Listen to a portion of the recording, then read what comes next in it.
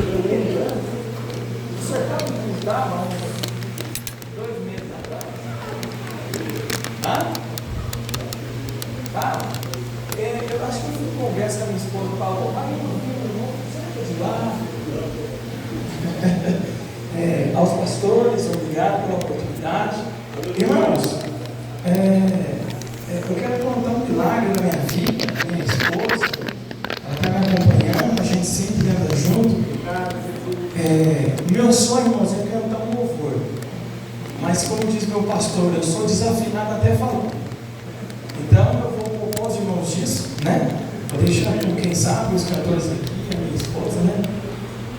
Abra só a Bíblia comigo, no texto que foi proposto o tema. Mateus 24. A gente vai ler a partir do versículo 3 em diante. Amém. Glória a Deus. Eu quero falar com você aquilo que Deus colocou no meu coração. E nós vamos começar bem tranquilo para você entender o que Jesus quer falar com a gente.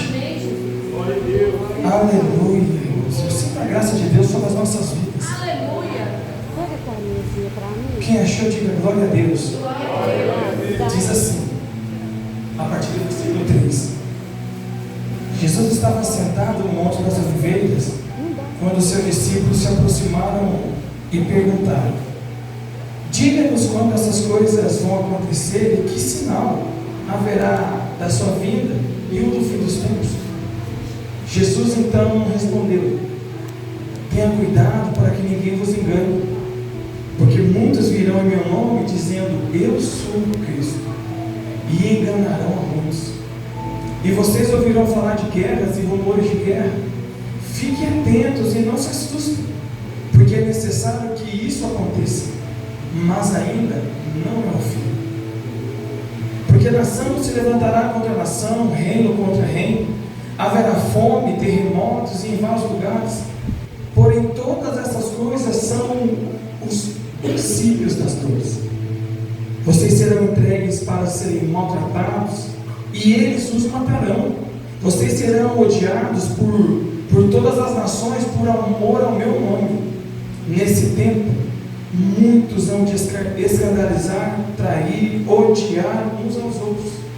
Muitos falsos mestres ou profetas se levantarão e enganarão a muitos.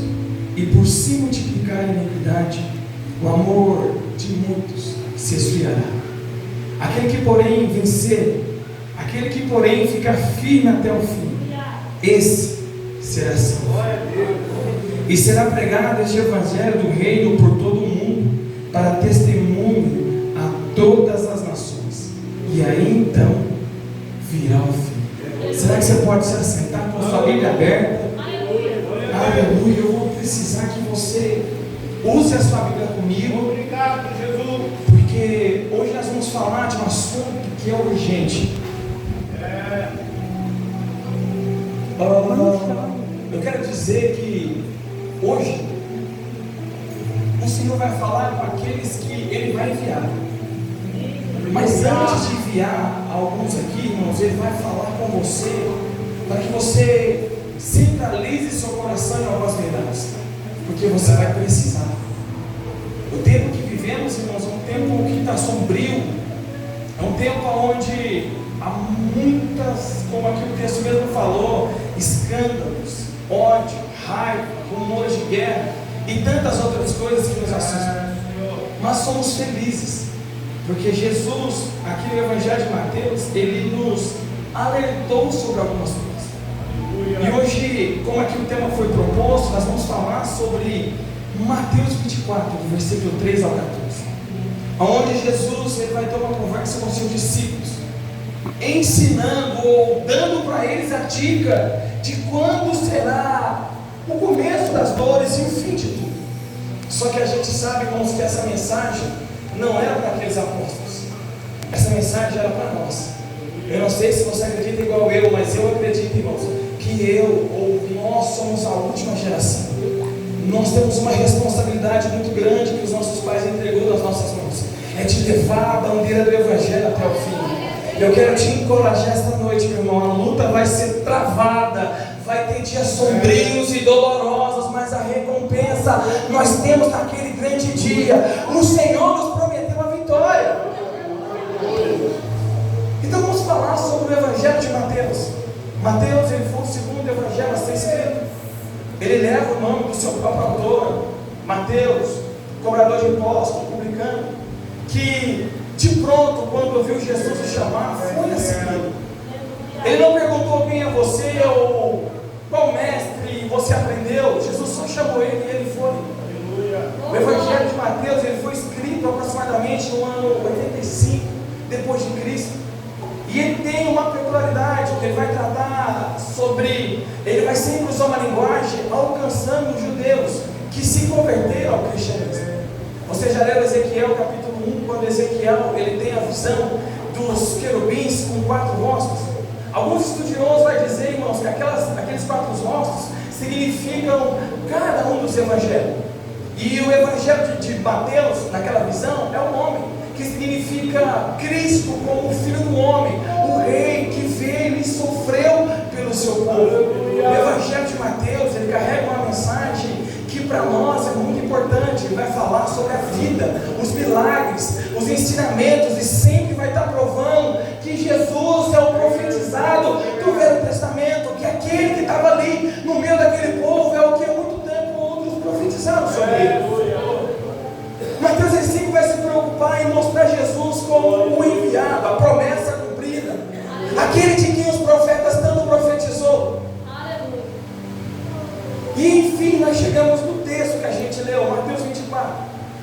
Já estava quase, irmão, chegando a hora de Jesus cumprir todo o propósito, de subir até naquela cruz e nos remir dos nossos pecados. Jesus estava ali com os seus discípulos no Monte das Oliveiras, e os discípulos preocupados falam: Senhor, vem cá, nós estamos preocupados com alguma coisa. O Senhor disse que um pouquinho antes que não vai sobrar pedra sobre pedra desse tempo. Só que Jesus está falando dele mesmo, do corpo dele, durante 3 dias. E qual é ou qual sinal o Senhor nos fala para que nós possamos ficar atentos e tranquilos quanto à sua volta? Jesus, irmãos, começa dizendo, e eu quero começar a dividir essa mensagem em 5 tópicos. O primeiro tópico que Jesus está ensinando para aqueles discípulos é, no versículo 4 e 6, olha: tendes cuidado para que ninguém vos engane. Tende cuidado, irmãos, para que ninguém vos engane. Hoje, nós vivemos num tempo onde a mídia social, as redes sociais, na verdade, e outras mídias, outras tecnologias sociais estão, irmãos, dando palco para muitas pessoas falar sobre tudo e todos.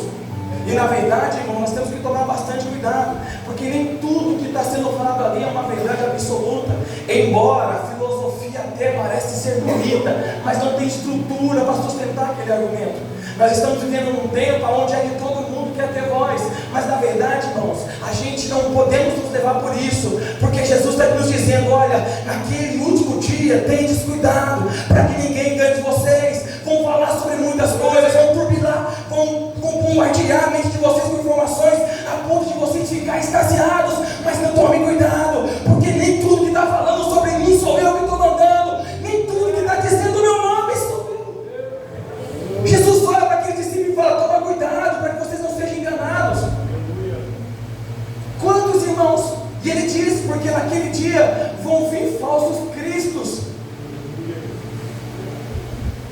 Irmãos, aqui esse texto está dizendo, não é que eu vi pessoas literalmente falando: eu sou Cristo, embora tenha alguns loucos falando essas coisas, mas o que o texto está nos dizendo, Jesus está ensinando para eles, que naquele grande dia vão vir pessoas vindo em nome dele. Olha, quem me enviou é Jesus, mas na verdade o Evangelho de Jesus nos ensina que essas pessoas, irmãos, são ovelhas, na verdade são lobos se vestindo de ovelhas. Então tome cuidado nesse dia, nesses últimos dias onde há muita informação, porque, irmãos, se você não tiver o filtro do Espírito Santo no seu coração e na sua mente, você vai acreditar em qualquer coisa, a sua fé vai ser balizada em qualquer coisa. Deixa eu dizer para você, o Evangelho é um só, os princípios é um só, não muda, não abre mão deles, guarda no seu coração e persevera com eles.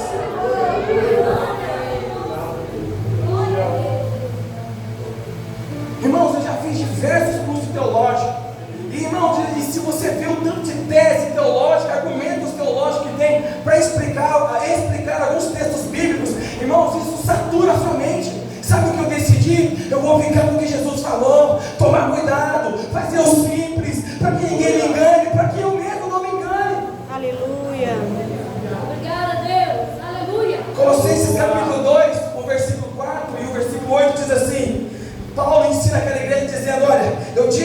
para que ninguém vos engane com palavras sedutoras. E cuidado para que ninguém vos venha a ser vossos espias e prisioneiros de uma filosofia barata e enganadora, baseando-se nas tradições humanas e nos argumentos do mundo, em vez da verdade de Cristo. Sabe o que esse texto está dizendo, irmãos? É sobre a gente nos preparar para que não sejamos enganados. Deixa eu dizer para você uma coisa, vou dar um conselho, siga isso, arrisca. Se você não gosta de pegar a Bíblia para ler, se você não ler algo sobre a Bíblia, então comece a ler. Porque se você não buscar conhecimento, irmãos, quem tem conhecimento distorce te domina. É assim, é uma tática de guerra antiga. O que tem conhecimento domina quem não tem conhecimento. Então tome cuidado, aqui Paulo está nos falando, olha, prepare a sua mente, o seu coração, para que não chegue ninguém e domine você com filosofia barata, com alguma filosofia vã, que não seja o Evangelho de Jesus. Então tomemos cuidado. Oh, Deus me fala. Posso aqui falar uma verdade? Quantos de nós, irmãos, gastamos mais tempo em saber quem é o anticristo do que conhecer a Jesus? Nós estamos preocupados em saber se o anticristo é o Donald Trump, Lula, Emmanuel Macron e tantos outros homens. Nós estamos falando, não, é esse, é o Mark Zuckerberg porque ele é judeu. Não, é aquele. Irmãos, estamos tão preocupados com isso e esquecemos de gastar tempo em conhecer Jesus. Jesus aqui esta noite está dizendo, eu vou enviar vocês para a missão, mas primeiro eu quero me revelar a você. Se você quiser, irmãos, a partir de hoje, mudar a sua cultura de vida e gastar a sua juventude, a sua meia-idade para conhecer Jesus. Glória a Deus. E ele continua dizendo, para não perder muito tempo, ouvirão falar de guerras e de rumores de guerra. Aqui, irmãos, é princípio a pé. Mas na verdade, se você ler um pouco de história, você vai entender que a guerra, ela sempre fez parte do cotidiano humano.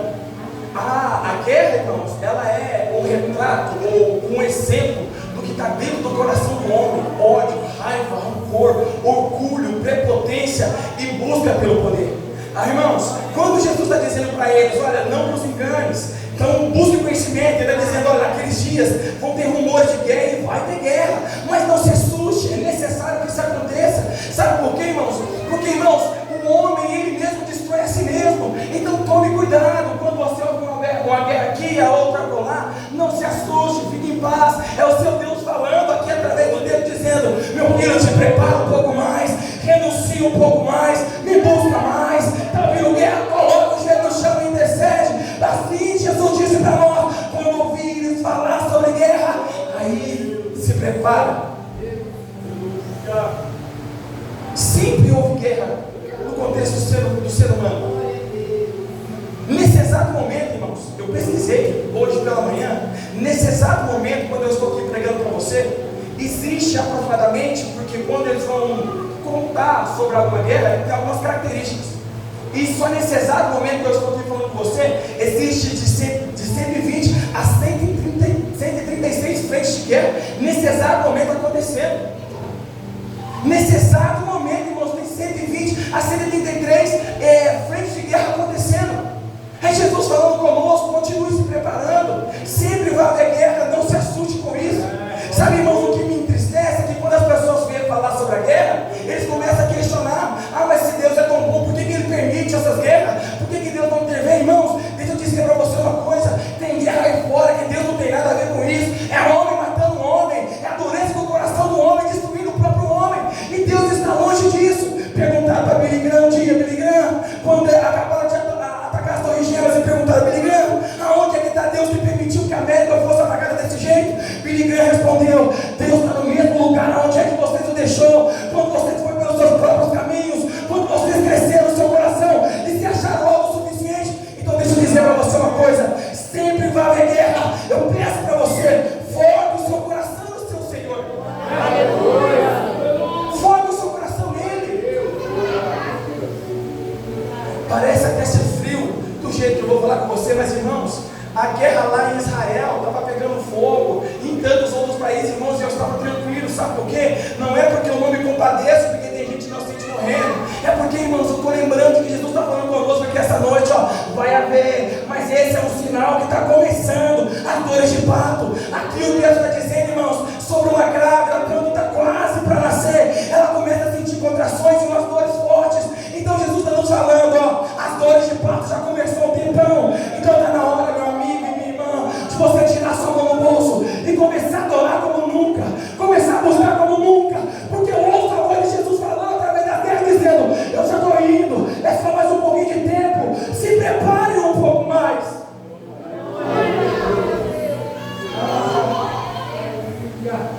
E nós não devemos assustar, porque Jesus disse, isso não é o fim. E quanto tempo nós prendemos, irmãos, querendo justificar a guerra de um, a guerra de outro, quem está com a razão e quem não está, e esquecemos de buscar o nosso Salvador. Então não se distraia com isso. Se a guerra lá está pegando fogo, então deixa seus joelhos pegar fogo também em oração. Se a guerra lá, irmãos, está, se pessoas estão sendo bombardeadas, inocentes morrendo, então começa a orar para que o Senhor, no meio daquela guerra, intervenha pelos inocentes. Nós, irmãos, ouvimos essas mazelas e ficamos quietos e parados, mas a igreja primitiva não era assim. Quando Pedro foi preso e estava com data de morte para morrer, a igreja estava na cara de alguém orando. Então está na hora da gente orar um pouco mais, rasgar as nossas vestes diante do nosso Senhor, irmãos. Parar de olhar para o caos político e global que vivemos e olhar para o nosso Redentor e Salvador Jesus. Está na hora, meu irmão. Aleluia. Ajuda, Deus. No versículo 9, Jesus fala, vocês serão odiados, eles vão matar vocês. Alguns estudiosos dizem que nesse versículo, especificamente, Jesus estava se referindo a uma coisa que ia acontecer no ano 70. Quando Tito ele cerca Jerusalém com Roma e começa a prender tanto cristão quanto judeu também, que é dali que inicia a diáspora, que é onde os judeus se dispersam para um monte de cantos do mundo. Aqui nesse versículo, então, a gente acredita que Jesus estava se referindo àquele tempo, mas só que aqui, irmãos, para nós há uma lição também, que não queira você, irmão, ser aceito por todos. Não fique chateadinho porque você foi no lugar e não te recebeu. Não fique, irmãos, magoado porque alguém chamou você de crentinho, de Bíblia e de tantas outras coisas. Se alegre por isso, porque Jesus falou, por amor de mim você vai ser perseguido, caluniado, difamado, mas tem de bom ânimo. Isso tudo é prazeroso e vai ter recompensa. Então, irmãos, não foque nisso. Nós vamos ser perseguidos. Nós vamos ser maltratados. Sorte a nossa que o Brasil, né, entre partes, é um país laico, onde quem tem uma fé pode expressar ela em qualquer lugar. E inclusive, esse lugar aqui, ele é protegido pela Constituição. Ninguém pode entrar aqui dentro, irmãos, e nos impedir de cultuar o nosso Deus. Graças a Deus por isso, mas nesse exato momento, alguém que carrega a bandeira do Evangelho está sendo perseguida, está adorando a Deus não com as portas abertas, mas com as portas fechadas, e dele debaixo do sótão. Porque se eles levantar a mão e dizer que ama Jesus, alguém vem e fuzila eles. Irmãos, deixa eu dizer para você uma coisa: aqui você está no céu, porque você pode levantar suas mãos e adorar com todo o seu coração. Tem pessoas nesse exato momento que ainda que não pode estar adorando, que ainda que não pode não estar exaltando o nosso Deus. Hoje eu não vou adorar porque não aconteceu o que eu queria. Hoje eu não vou adorar porque meu patrão falou comigo. Hoje eu não vou adorar porque eu estou magoado. Deixa eu dizer uma coisa para você: tem coisa maior para você pensar. Não se distraia com essas coisas.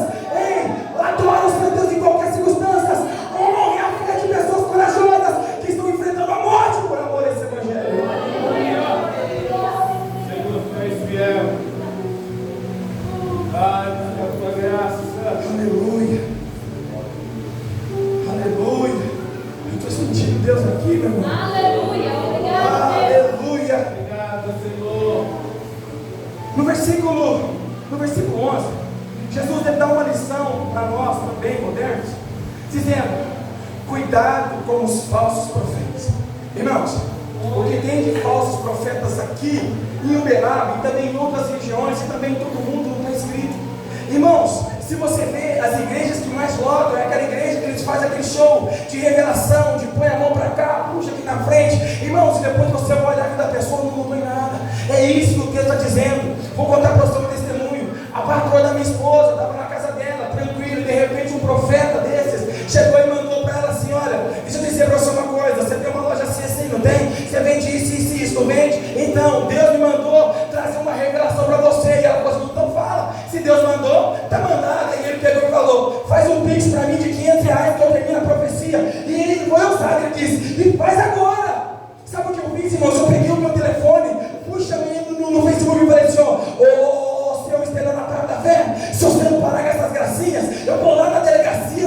queixa contra você e vou te processar para você largar de gracinha, porque você está brincando com o evangelho do nosso Deus. E eu vim te alertar essa noite, irmãos. Tome cuidado com isso.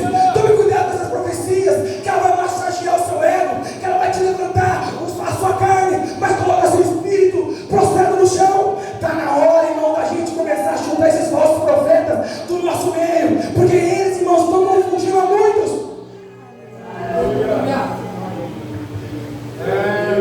E o texto diz que eles enganarão a muito. Tomara que não seja você. Tomara, irmãos, que não seja alguém que você conheça, porque isso dói. Quando você está ali pregando, evangelizando, falando do amor de Deus, testemunhando com a sua vida, aí chega um desses e começa a falar essas besteiras, irmãos. Aí as pessoas falam, tá vendo? É aqueles crentes, você também está no meio, porque ele é da igreja que você vai. Eu falei, não, a igreja que eu vou é outra, embora tenha o mesmo nome, mas a igreja que eu vou é outra. E ele diz, não, é da sua laia. Irmãos, isso entristece, pega todo o nosso trabalho sofrido e joga no chão. Então, irmão, se levanta contra esses falsos profetas, se posiciona acerca da sua fé. É assim que Deus está mandando você fazer. Se você vê essas coisas e fica calado, você é omisso. Mas agora, missionário, está na hora de se pôr de pé e começar a combater esses falsos profetas. Quando vier trazer a profecia, diga para ele, fala então. E se não for de Deus, irmão, fala na cara, porque aí ele senta e quieta. Assim diz o Senhor para nós. Tome cuidado com os falsos profetas, porque eles estão aqui para enganar. Oh, aleluia! Obrigado, Jesus. Aleluia. Se coloca sobre os seus pés, eu vim dar 7 minutos. Aleluia. Só que agora, irmãos, entra a melancolia do texto. Se coloca sobre os seus pés, eu já vou terminar. Amém. Oh, aleluia. A minha esposa vai cantar, por favor. Aleluia.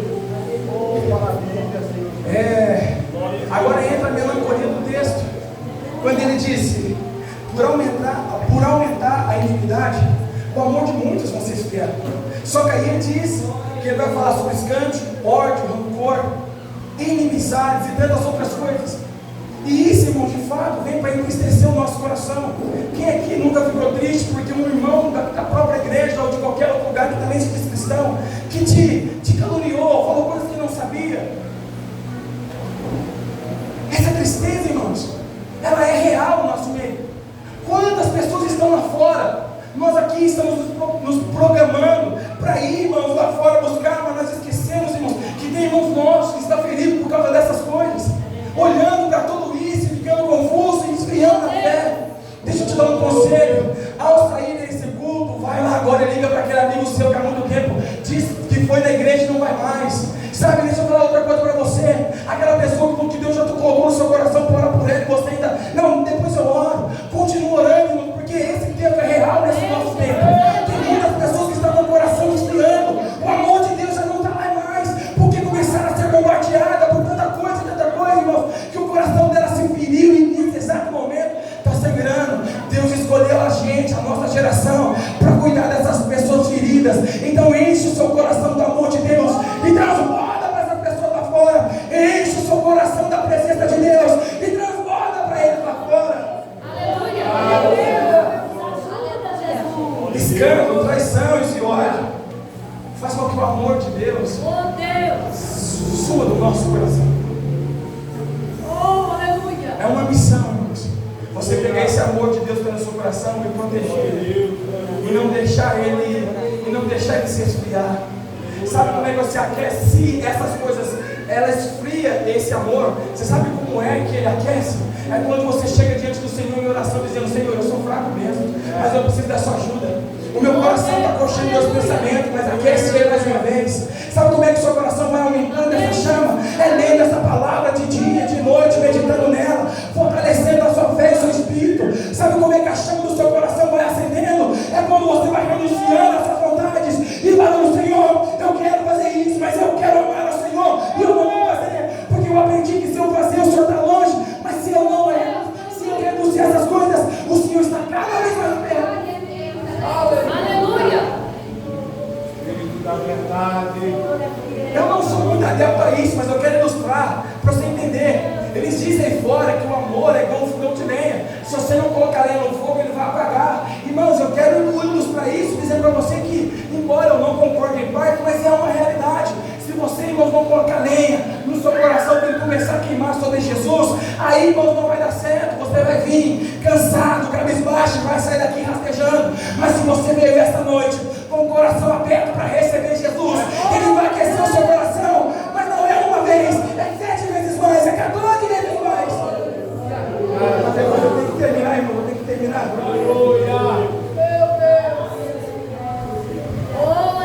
Só que há uma palavra de esperança para todo o nosso sofrimento. O versículo 13 traz para nós uma palavra de esperança, dizendo: aquele que fica firme, ou aquele que vencer todas essas coisas, esse será salvo. Só que aí você se pergunta: mas Tiago, eu vou vencer o quê? Como eu tenho que vencer? Eu acabei de dizer para você, mas agora eu vou falar de uma forma resumida. Aquele que venceu o vosso ensinamento, que confunde, distorce, impede um crescimento da nossa fé em Cristo. Aquele que vencer a agonia de ouvir sobre rumores de guerras, que traz desespero e aflição, e coloca dúvidas sobre a justiça e a vontade de Deus. Aquele que vencer as perseguições, as injustiças que sofremos por amor do nome do Senhor. Aquele que vencer mentiras que os falsos profetas falam, e eles usam o nome do Senhor, sabendo que Deus já está longe disso. Aquele que vencer as batalhas que vem para esfriar o nosso amor e enfraquecer a nossa fé. Então deixa eu dizer para você uma coisa: vença tudo isso e o seu coração essa noite seja aquecido 7 vezes mais. Aleluia. Agora chegou o tempo da nossa campanha. Só que eu quero dizer para você uma coisa: o tema dessa campanha, irmãos, não é uma promessa que Jesus ia enviar. Esse tema é um sinal que Jesus está falando para vocês: ó, ainda que alguns dias a minha voz parar de falar, lembre-se desse texto. Quando o meu evangelho, ou o evangelho do reino, for pregado a todo mundo, em testemunho a todas as nações, aí sim virá o fim. Posso te alertar? Com as redes sociais e com tantas outras plataformas, irmãos, o evangelho está alcançando dimensões que você nem imagina. Então, irmãos, esse texto está sendo atual, Jesus está falando para mim: então eu estou próximo, então aguenta só mais um pouquinho, continua vencendo. Se está dolorido, vai com dor mesmo. Se está sangrando, coloca a mão onde está ferida, mas não para de caminhar, porque daqui a pouco Jesus está vindo aí e vai buscar a sua igreja. Aleluia. Posso orar por você? Inclina a sua cabeça e fecha os seus olhos. Senhor, nesses dias sombrios e temorosos, meu Deus, que nós estamos vivendo, a nossa fé está sendo atacada e bombardeada de todos os lados. Mas nós sabemos, meu Pai querido, que nós não estamos sós.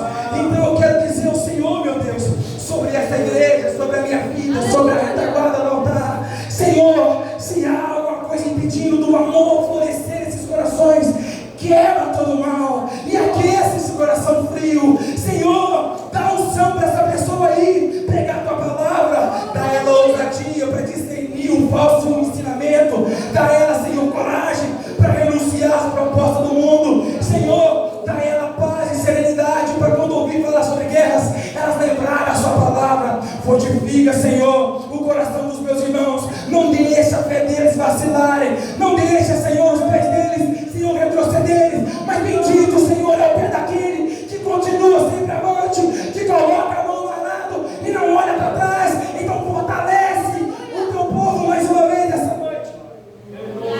Fortalece, Senhor, o teu povo mais uma vez essa noite. Oh, aleluia. Derrama graça, unção, poder e ousadia sobre a tua igreja, Senhor. Não deixa a tua igreja voltar a ser aprisionada. Não deixa, Senhor, a tua igreja crescer com uma fé infantil e de menino, mas que ela possa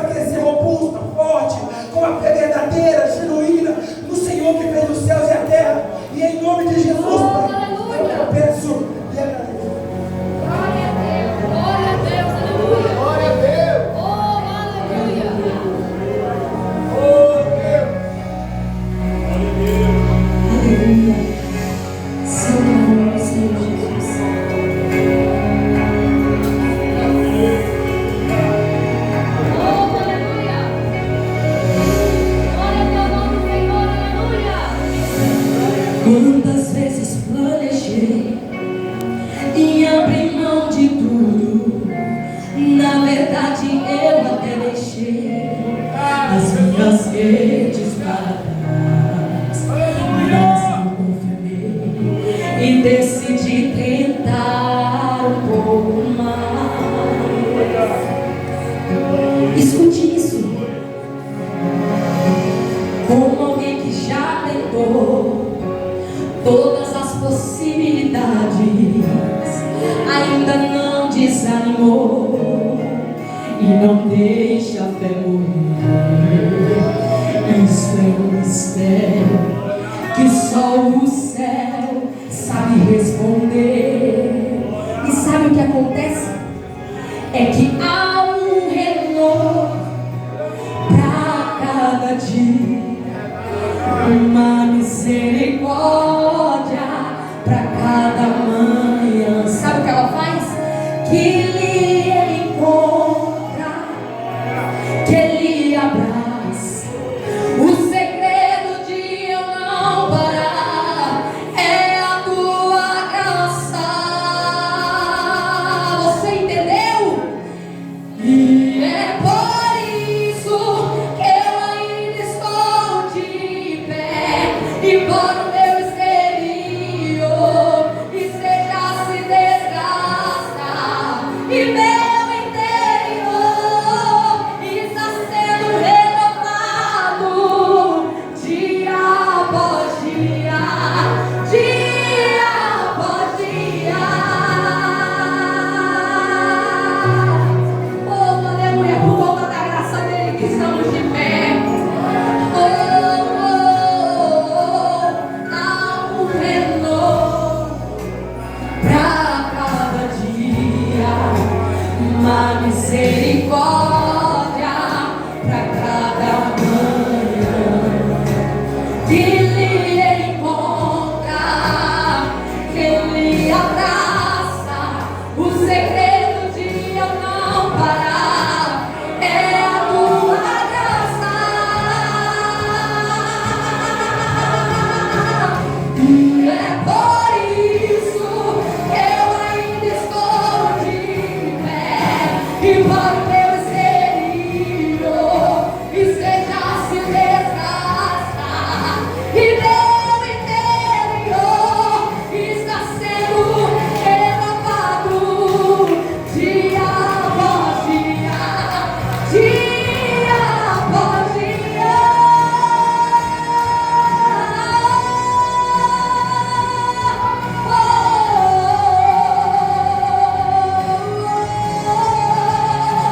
Ele te sustenta todo dia. Oh, você não vai parar, você não vai parar, não vai parar, não. E mesmo chorando, eu vou caminhando. Estou sendo abastecido pelo Espírito Santo. Oh, aleluia. E mesmo chorando, eu vou caminhando. Estou sendo abastecido pelo Espírito Santo. E mesmo chorando, eu vou caminhando.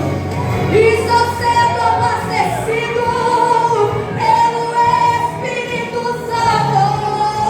E mesmo chorando, eu vou caminhando.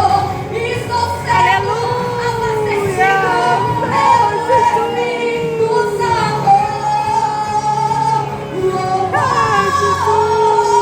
E é por isso que eu ainda estou de pé, embora o meu exterior esteja se desgastar e meu interior está sendo renovado dia após dia, dia após dia.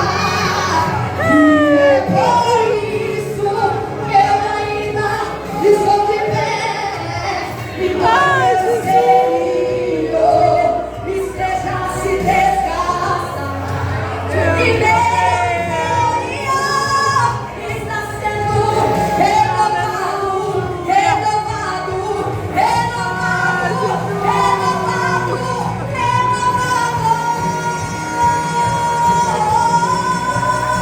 Te amo.